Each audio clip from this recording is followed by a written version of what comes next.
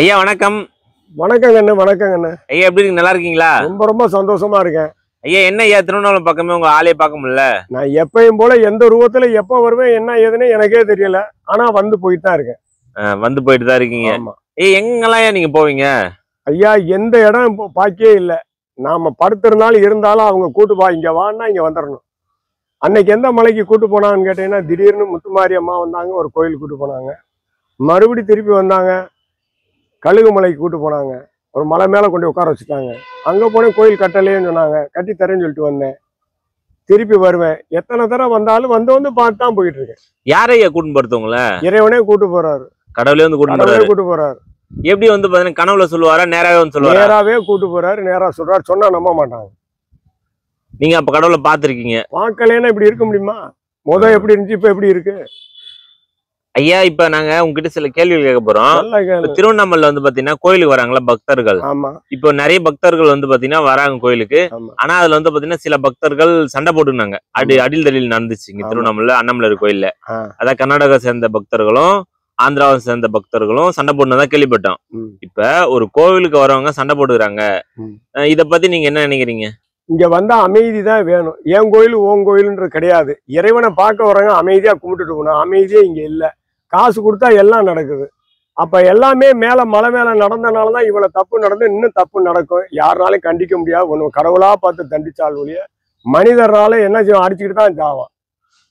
ஐயா இப்போ மலைக்கு மேல ஏதோ தப்பு நடந்துச்சுன்னு சொன்னீங்களே, என்ன தப்பு நடந்துச்சு? மேல வந்து இந்த கல் உருண்டதை பத்தி சொன்னீங்களே ஒழிய, ஏன் உருண்டுச்சு? ஒரு சாது சன்னியாசியை கொண்டுட்டாங்க. அடிச்சே கொண்டுட்டாங்க. ஆமா, அடிச்சே கொண்டதுனாலதான் அவர் தான் அந்த விஸ்வரூபத்துல எடுத்தது. அது உண்மையா பொய்யா? உண்மைதான் அது நடந்தது.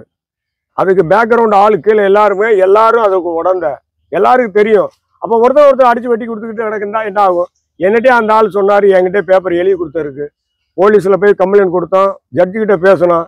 அப்ப தீர்ப்பு என்ன சொல்லுவாங்க? நல்லது சொல்லுவாங்களா, கெட்ட சொல்லுவாங்களா? அப்ப செத்துட்டான். அந்த ஆத்மா அவனை சும்மா விடுமா?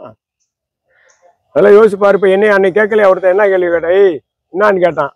என்ன செய்யறாங்க? வேஷம் போட்டு திரிவுறேன். உண்மை யாரு பொய் யாருன்னு அவங்களுக்கு தெரியாதா? நான் தான் எல்லாமே எழுதி வச்சுட்டேன்னு. இன்னாரு எதுக்கு எது வந்தா இதுதான் சொல்லிட்டேன். எங்க அப்பா அம்மாட்டுன்னு சொல்லிட்டேன், கொண்டாடி பிள்ளைட்டு சொல்லிட்டேன், எல்லாத்திட்டையும் சொல்லிட்டேன். என்ன சொல்றேன்? உண்மையதானே சொல்றேன், பொய் சொல்லலையே. எவண்டி போய் 100 ரூபா காசு கேட்கல. மரம் வைக்க சொல்றேன், இயற்கையை பாருங்க, அடிச்சுக்காம இன்னும் 5000 வருஷம் வாழ போறேன். இவ்வளோண்டு நாளை என்பது என்னன்னு யாருக்கும் தெரியாது. ஒரு நடிகரே பாருங்க, புல்லு தடிச்சு விழுந்து செத்து போயிட்டாரு. இந்த நல்லா எதுவுமே இந்த தரையில உட்காந்தாரு, இறந்து போயிட்டாரு. ஐயா இப்ப வந்து பாத்தீங்கன்னா அண்ணாமலை கோயில்ல இப்ப 2 நாள் முன்னாடி ஒரு நியூஸ் வந்துச்சு. முட்டை பிரியாணி எடுத்துன்னு போயிட்டு கோயிலுள்ள உட்காந்து சாப்பிட்டாங்களாம். அதை பத்தி நீங்க என்ன நினைக்கிறீங்க? அதெல்லாம் உண்மைதான். வம்பு கலவரம் பண்ண சொல்லி தூண்டி விட்டுக்கு இருக்காங்க. வம்பு பண்ணி நம்மள வந்து தேசத்தை வந்து கேவலப்படுத்துற இந்து மக்களை, தமிழ் மக்களை ஒருத்தரை அடிச்சு சாகுறதுக்கு. இப்ப எப்படி அங்க கிடா வெட்டன்னு சொல்லி திருப்பரங்குன்றத்துல ஒரு நிகழ்ச்சி நடந்தா அது மாதிரி எல்லா இடத்துலயும் செய்யறாங்க. இப்போ வம்பு கொண்டுட்டு வர்றாங்க.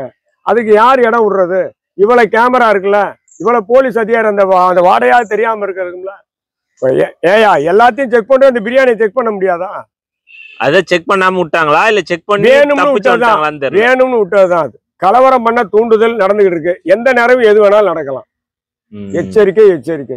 சரிங்க. முன்ன போல வந்து பாத்தீங்கன்னா முன்ன விட இப்ப அதிகமா வந்து திருவண்ணாமலைக்கு கிரிவலம் பக்தர்கள் வந்துட்டு இருக்காங்க. ஆமா. அதை பத்தி நீங்க என்ன நினைக்கிறீங்க? அதை யாருனாலும் தடுக்க முடியாது. அது வந்து என்னன்னா, அதுவா முட்டி மோதி நின்னால் ஒழிய அவங்கள நீ போகாதுன்னு சொல்ல முடியாது. இருக்காது. வண்டி ஆபத்து, மக்கள் ஆபத்து, எத்தனை பேர் நோயாளி. என்ன நீ இப்ப வந்து கும்பிட்டான் ஒருத்தன், காலையில மேல ஏறி வந்து கும்பிடுறான். ஏன் வர நம்பிக்கை, இங்க போனா இப்படி ஆயிடுவாங்கன்ற ஒரு எண்ணம் தானே. எல்லாருமே கெட்டவங்க நல்லவங்க எல்லாம் வந்து ஒண்ணு கூடும்போது ஆபத்து தான் எச்சரிக்கை ஒழிது. ஒன்றும் பண்ண முடியாது. யாருனாலையும் இது பண்ண முடியாது. இறைவன் ஒருத்தர் தீர்ப்பு. அது நடக்குது. ஆனா வன்முறையை தூண்டுறாங்க. ஜாதி கலவரத்தை தூண்டாம தூண்டி அட்ரா புதுரா இவனை காலி பண்ண அவனை காலி பண்ணிட்டு நடந்துகிட்டு இருக்கு. இன்னும் கொஞ்ச நாள் ஒரு இவ்வளோண்டு இடம் கூட கிடைக்காது. புரியுதா? சரிங்க. திருவண்ணாமலைக்கு கிரிவலம் வர பக்தர்களுக்கு எந்த விதமான நன்மைகள் நடக்கும்? ஐயா, நல்லதுதான் நடக்கும். அந்த நல்லது நடக்கும்ன்றக்காக நல்லவங்களோட சேர்ந்தா பரவாயில்ல, பன்னியோட சேர்ந்தா, நாயோட சேர்ந்தா அப்ப அந்த புத்தி தானே வரும். தப்பானவங்களை கூட்டு வந்தா தப்பான புத்தி தான் வரும். ஒருத்தர் தொடக்கூடாதுன்னு சொன்னா, ஒரு 5000 பேர் போனா, 5 கோடி பக்கம் போனா என்ன பண்ணுவீங்க? ஆடு மாடு மாதிரி மூச்சு அப்ப வியாதி பரவும். ஒழுக்கம் கிடையாது. சாப்பாடு கொட்டுவாங்க, கீழே கொட்டுவாங்க. இன்னும் விலைவாசி கூடும். இன்னும் கொலை காம குரோதமெல்லாம் நடக்கும். நடக்க கூட அத்தனை நடக்க அங்க சாமி பார்க்க முடியாது. சரிங்க, அப்ப எப்படிதான் கிரிவலம் வரணும் மக்கள்? அமைதியா வரணும், சண்டை சச்சரவு இருக்கக்கூடாது, ஜாதி மதம் பார்க்க கூடாது. வெள்ளக்காரங்கிட்ட எல்லாம் வாங்குறீங்க, அப்புறம் அவனை உள்ள போக கூடாது, வெளியில போட்டோ எடுக்குன்னு சொல்லி அதையும் எடுக்க கூடாதுன்னு சொல்றீங்க.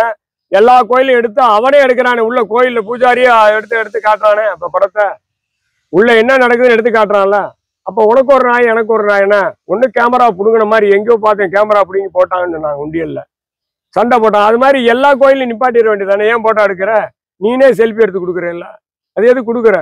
சம்பவம் நடந்தது உண்டியல்ல போட்டு அது பெரிய கேஸ் ஆயிருச்சு. அதனால ஒண்ணு எடுக்க விட்டது நீங்க தான், எடுக்கிற தப்பு நீங்க தான், தூண்டி விடுறது நீங்க தான், எல்லாமே நீங்க தான். சாப்பாடு முதற்கொண்டு உள்ள போடக்கூடாதியா, சாமியை கும்பிட்டானா தங்க கூடாது, விரட்டி விட்டுறணும். சுத்தியிலும் எங்கேயும் இந்த மாதிரிலாம் வச்சா நிறைய நடக்கும். ஐயா, இப்ப வந்து பாத்தீங்கன்னா கோவில்ல இருக்கிற சாமியை போட்டோ எடுக்க கூடாதா? எதுவுமே எடுக்க கூடாது.